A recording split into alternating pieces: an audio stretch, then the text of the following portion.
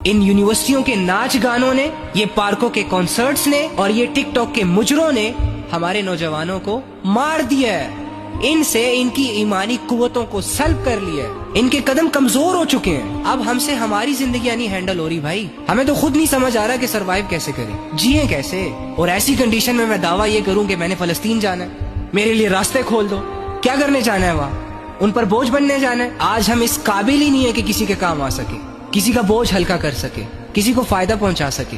बस खुदी में जिंदगी, मरेंगे, कफन दफन होगा, बस दफना दिया जाएगा। कोई क्यों याद करेगा मुझे? कोई क्यों याद करेगा तुम्हें? क्या एहसान है तुम्हारा लोगों पे? क्या किया तुमने किसी के लिए? जो भी किया अपने लिए किया। इस उम्मत को तो तब याद रखा जाता कि जब ये दूसरों के काम आती, इस काबिल होती कि लोगों की भलाइयों में इस्तेमाल होती। इस उम्मत ने फेल कर दिया है खुद को गुनाहों की वजह से। अब मेरा और आपका शुमार गैरतमंद लोगों में, मुजाहिदों में, बहादुरों में नहीं होता भाई, नहीं किया जाएगा, बल्कि बेहिस, जलील, रुस्वा, कमजोर, बेवकूफ, बुज़दिलों में लिखा जाएगा।